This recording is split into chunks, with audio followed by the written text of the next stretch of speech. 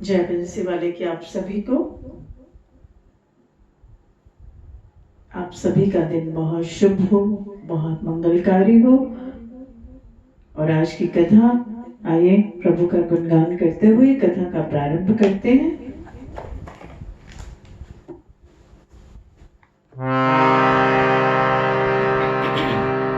बोले बांके बिहारी लाल की जय, बोले बंसी वाले की जय। कृष्णाय वासुदेवाय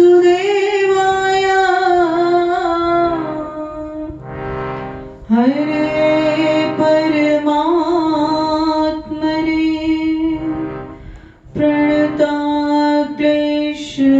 क्लेशनाशाय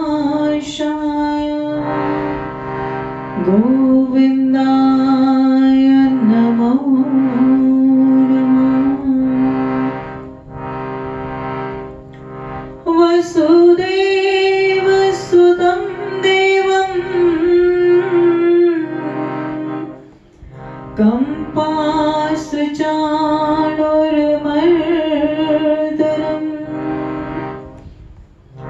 देवकी परमानन्दम्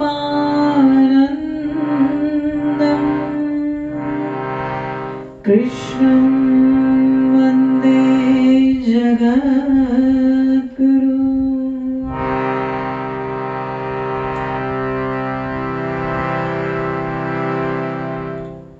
बोले बांके बिहारी लाल की जय।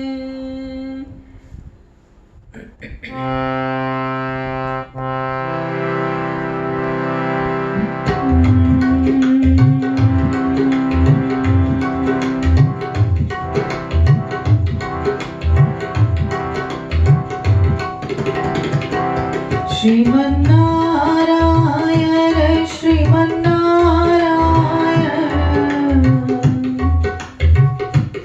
श्रीमन्नारायण श्रीमन्नारायण भजमन्नारायण भजमन्नारायण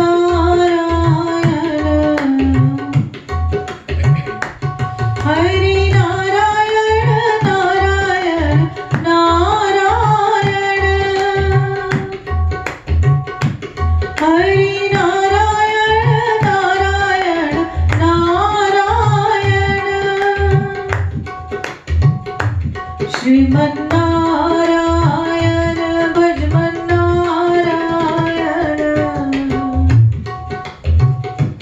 श्रीमन्नारायण भजमन्नारायण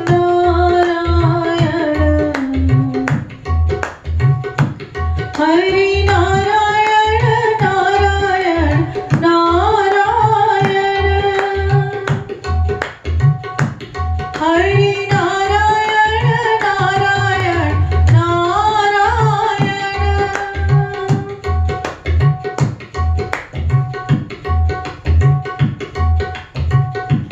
ब्रह्मा नारायण विष्णु नारायण ब्रह्मा नारायण विष्णु नारायण ब्रह्मा नारायण विष्णु नारायण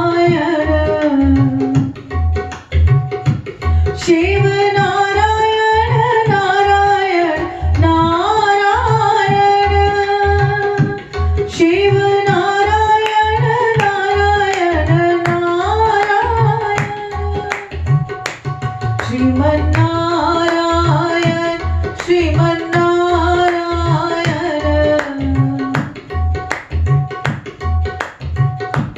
सूरज नारायण चंदा नारायण सूरज नारायण चंदा नारायण तारे नारायण नारायण नारायण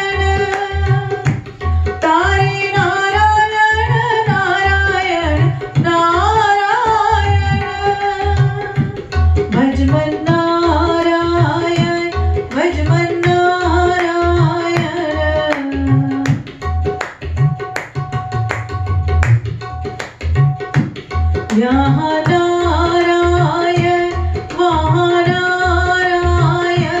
यहाँ नारायण वहाँ नारायण, जहाँ देखो वहाँ नारायण नारायण, जहाँ देखो वहाँ नारायण नारायण।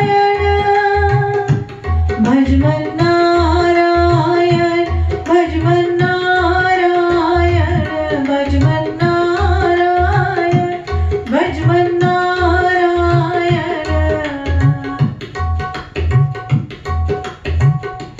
हरि नारायण नारायण नारायण, हरि नारायण नारायण नारायण।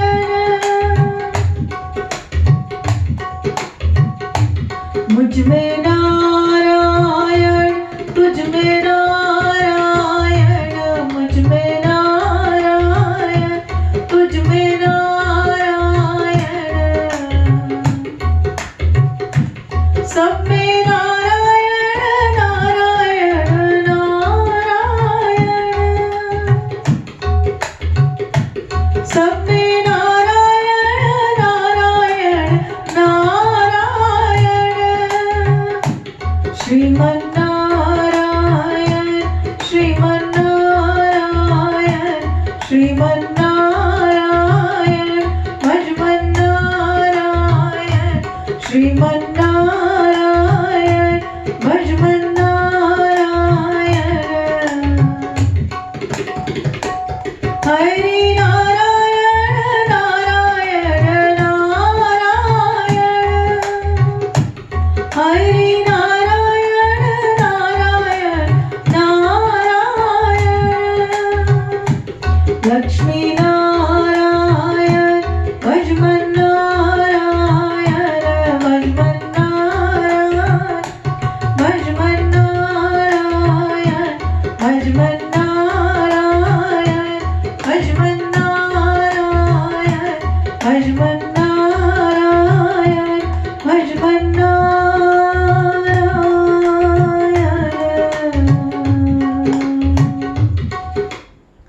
बोलिए बांके बिहारी लाल की जय, बोलिए बंसी वाले की जय,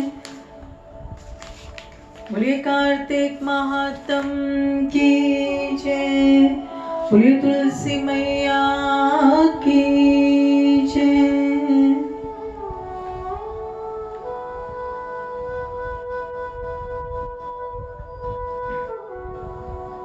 तो कल की कथा में हमने पढ़ा कि ओम नमो भगवते वासुदेवाय मंत्र का जाप करते हुए प्रदक्षिणा करनी चाहिए और सूर्य उदय से पहले प्रारंभ करें प्रदक्षिणा का, किंतु तुलसी शालिग्राम की मूर्ति की परिक्रमा सूर्योदय के बाद भी आप कर सकते हैं।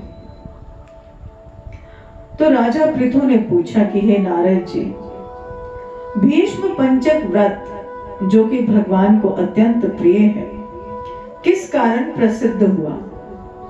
तब नारद जी ने कहा, हे राजन, यह व्रत अनादि काल से है, परंतु बीच में ये लुप्त हो गया था। फिर यह कैसे प्रसिद्ध हुआ वो कथा सुनो। श्री कृष्ण ने भीष्म जी को यह व्रत बताया था और उन्होंने सर्वप्रथम इसे किया था।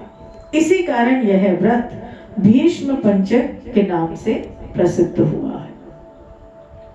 हे राजा पृथु, महाभारत युद्ध से पहले पांडवों की ओर से जब भगवान श्री कृष्ण कौरवों को समझाने के लिए गए तो सर्वप्रथम वे विदुर जी के पास पहुंचे।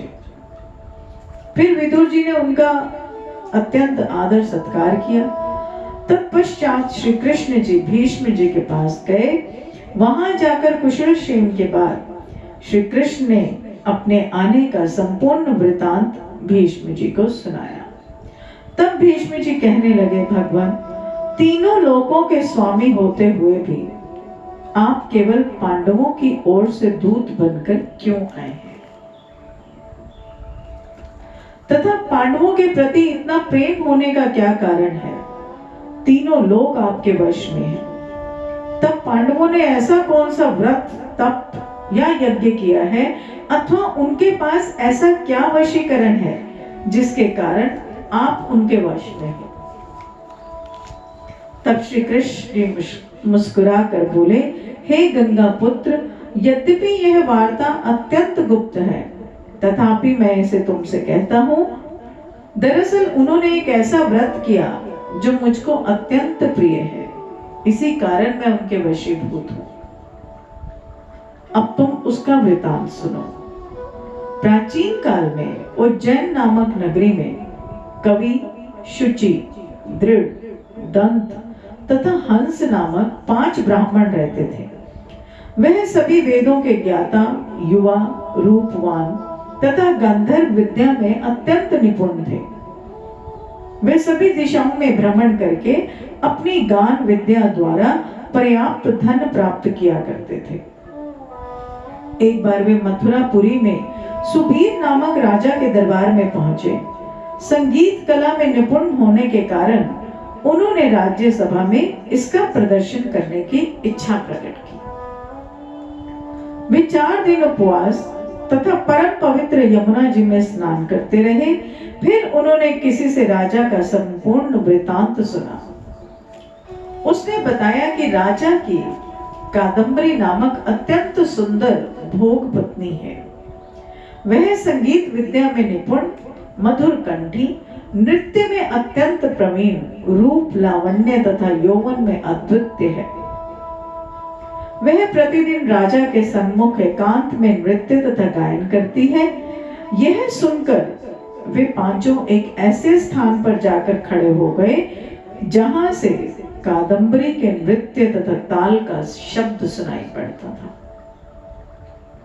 और फिर राजा के पास आने जाने वालों के समीप जाकर कहने लगे कि बड़े दुख की बात है कि आपके राजा के पास नृत्य कला का जानने वाला कोई है ही नहीं।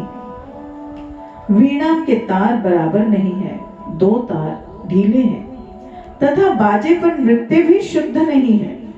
यह बात किसी ने राजा से जाकर कह दी। राजा ने जहां पर कादम्बरी का नृत्य हो रहा था उन 5 को बुलाया। वहां पहुंचकर राजा को आशीर्वाद दिया और बैठ गए।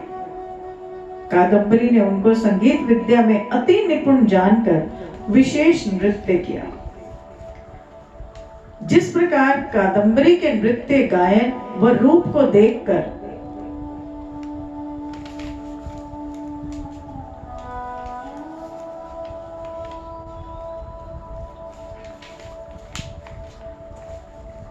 उसने विशेष नृत्य किया, तब उसने चक्र में ताल दिया तो उन ब्राह्मणों ने उसको रोक दिया। उसने चक्र छोड़ यथा योग्य ताल दिया, मगर चक्र खंडित नहीं किया। कादम्बरी के इस गुण और रूप माधुरी को देखकर 5 उस पर मोहित हो गए। कादम्बरी भी उन 5 को देखकर मोहित हो गई। उसने रात्रि के समय गुप्त रूप से अपनी एक सहेली के हाथ उन 5 को यह संदेश भेजा कि तुम में से एक प्रतिदिन नगरी से उत्तर की ओर यमुना नदी के तट के समीप लताओं से घिरा निर्जन अनंत नामक तीर्थ है। वहां मेरे पास आकर अपनी अपनी विद्या तथा गुण का प्रदर्शन करो। उस समय मैं भी अपनी वीणा तथा राग का कौशल दिखाऊंगी। भगवान कहते हैं, हे भीष्म, एक ब्रह्मचारी जो मेरा भक्त था, दुष्ट संगति से बचने के लिए गांव से अत्यंत दूर रहता था। उन दिनों वह भी भीष्म पंचक व्रत करके दिवाली में मेरा पूजन किया करता था। कार्तिक शुक्ला एकादशी के दिन उन संगीतज्ञ ब्राह्मणों में से कवि नाम का ब्राह्मण भी उस दिवाली में आया। कादम्बरी भी वहां पहुंच गई। वहां मेरे भक्त ने जिस प्रकार पूजन किया, कवि नामक ब्राह्मण ने भी वैसा ही किया। इसके बाद वीणा लेकर गायन प्रारंभ किया। मेरा भक्त क्योंकि अपने मन पर विजय प्राप्त कर चुका था, इस कारण गायन सुनकर भी उसे क्रोध नहीं आया। कादंबरी और कवि समस्त रात्रि गायन व नृत्य करते रहे। प्रातः काल मुनि को गोबर का आचमन करते देख कवि ने भी वैसा ही किया। इसके बाद कादंबरी अपने महल में चली गई। मुनि की संगति के कारण कवि के समस्त पाप दूर हो गए। अतः द्वादशी के दिन वह अपना समस्त द्रव्य दान करके विरक्त हो गया। दूसरे दिन शुचि आया। उसने भी रात्रि भर कादंबरी के साथ नृत्य व गायन किया और मुनि की भांति पूजन करके गौमूत्र का आचमन किया। प्रातः काल होते ही वह भी अपना द्रव्य आदि दान करके विरक्त हो गया। उसने निश्चय किया कि जिस प्रकार कादंबरी के नृत्य, गायन व रूप को देखकर मुनि का मन चलायमान नहीं हुआ, उसी प्रकार मुझे भी अपने मन को वश में करना होगा। तीसरे दिन त्रयोदशी को दृढ़ नाम वाला ब्राह्मण कादंबरी से मिलने आया और समस्त रात्रि नृत्य व गायन करने के बाद मुनि की ही भांति उसने भी गौदुग्ध का आचमन किया और फिर विरक्त होकर चला गया। चतुर्दशी के दिन वहां पर दंत नाम का ब्राह्मण आया और पूर्ववर्ती बंधुओं के समान कादंबरी के साथ रात्रि नृत्य गायन करके मुनि से बचे घी का पान करके मन को शुद्ध हो जाने के कारण विरक्त हो गया। सबसे अंत में अर्थात पूर्णिमा को हंस नामक ब्राह्मण ने आकर मुनि को प्रणाम किया और यमुना में स्नान करके आंवले के वृक्ष के नीचे श्राद्ध कर्म किया। भगवान कहते हैं, भीष्म, कार्तिक मास में हमारा पूजन व दान पुण्य करने से करोड़ों यज्ञों के समान फल प्राप्त होता है। अतः हंस नामक वह ब्राह्मण सत्संग, पूजन तथा मुनि के बचे दही का पान करके विरक्त हो गया और अपना समस्त धन आदि दान देकर तीर्थ यात्रा को चला गया। उधर राजा ने नित्य प्रति रात्रि में कादंबरी के मंदिर जाने का समाचार पाकर उसे महल में बंद कर दिया, जिससे वह मंदिर न जा सकी। कार्तिक मास में हमारे सामने नृत्य गायन करने के कारण वही कादंबरी अगले जन्म में द्रौपदी हुई तथा हंस नाम वाला ब्राह्मण आंवले के वृक्ष के नीचे श्राद्ध आदि करने से युधिष्ठिर हुआ। एकादशी के जागरण के कारण कवि अर्जुन, शुचि सहदेव, दंत नकुल तथा दृढ़ नाम वाला ब्राह्मण पराक्रमी भीम हुआ। हे भीष्म, वस्तुतः इस व्रत के कारण ही मैं पांडवों के वशीभूत हूँ। तुम्हारे द्वारा प्रारंभ किए जाने के कारण अब यह व्रत भीष्म पंचम व्रत के नाम से लोक में प्रसिद्ध होगा। इस व्रत की समाप्ति पर ब्राह्मणों को भोजन तथा यथाशक्ति दान दक्षिणा देनी चाहिए। बोलिए कार्तिक महात्म की जय। बोलिए बांके बिहारी लाल की जय। बोलिए बंसी वाले की जय। आइए छोटे से भजन के द्वारा कथा को विराम देंगे। उसके बाद पहले प्रभु का गुणगान करेंगे। जैसा कि आपने कथा में भी पढ़ा कि प्रभु के सामने नृत्य और गायन करने से भी प्रभु बहुत प्रसन्न होते हैं, उसका अत्यधिक पुण्य फल आपको प्राप्त होता है। तो जरूर गाएं साथ में। मैं संकीर्तन तो इसको नहीं बोल सकती कि मेरे सामने कोई है नहीं। संकीर्तन जो होता है वो संग में कीर्तन होता है, बट हम तब भी कर सकते हैं। मैं गाती हूँ, आप मेरे साथ साथ गाएं, प्रभु का नाम जपें।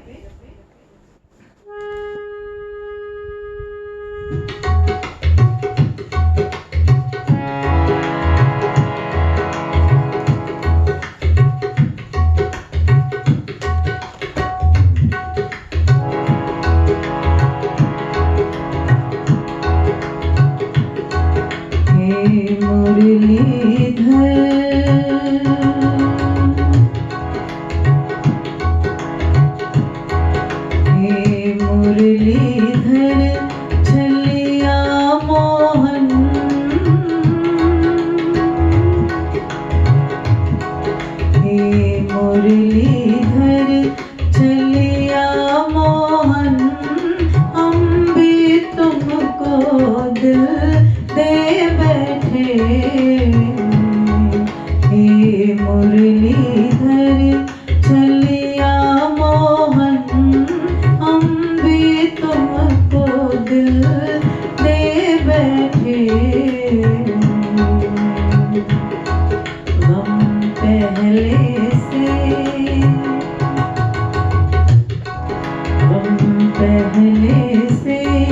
कुछ कम तो न थे, एक और मुसीबत ले बैठे। गम पहले से कुछ कम तो न थे, एक और मुसीबत ले बैठे। मुरलीधर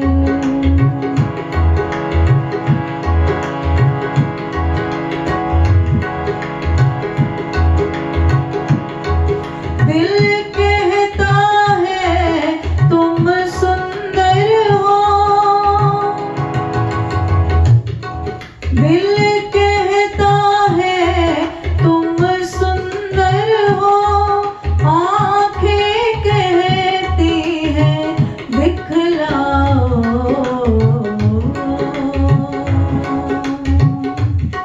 दिल को तो पता है आप बहुत सुंदर हैं, बट आंखें आपका दर्श पाना चाहती हैं। तुम मिलते नहीं हो आकर के, तुम मिलते नहीं हो आकर के, हम कैसे कहें देखो ये बैठे। तुम मिलते नहीं हो आकर के, हम कैसे कहें देखो ये बैठे। मुरलीधर हे मुरलीधर चलिया मोहन, हम भी तुमको दिल दे बैठे।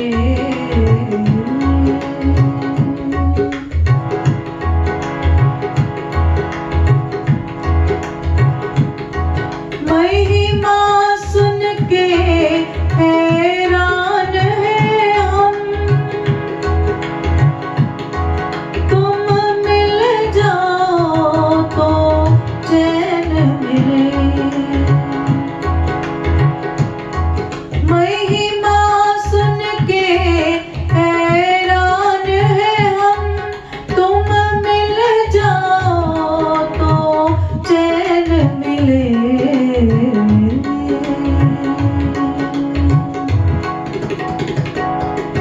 मन खोज के भी तुम्हें पाता नहीं, मन खोज के भी तुम्हें पाता नहीं, तुम हो किसी मन में बैठे। मन खोज के भी तुम्हें पाता नहीं, तुम हो किसी मन में बैठे। हम पहले से कुछ कम तो न थे, हम पहले से कुछ कम तो न थे, एक और मुसीबत ले बैठे। मुरलीधर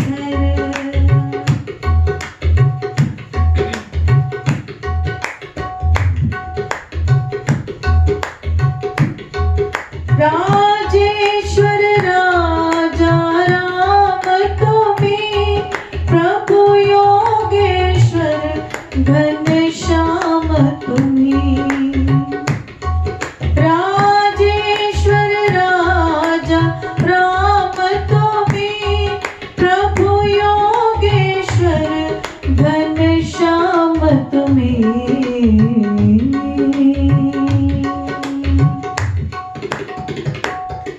धुंधारी बने कभी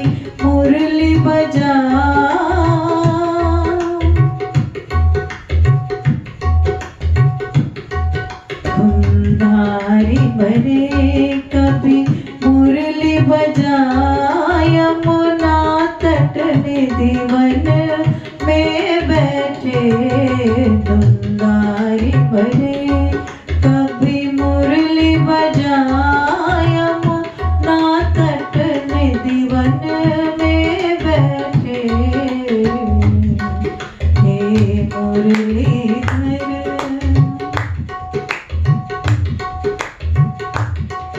हे मुरलीधर चलिया मोहन हम भी तुमको दिल दे बैठे हम पहले से कुछ कम तो न थे और मुसीबत ले बैठे हम पहले से कुछ कम तो न थे और मुसीबत ले बैठे मुरलीधर हे मुरलीधर हे मुरलीधर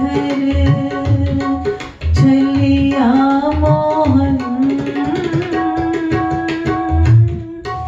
हम भी तुमको दिल दे बैठे।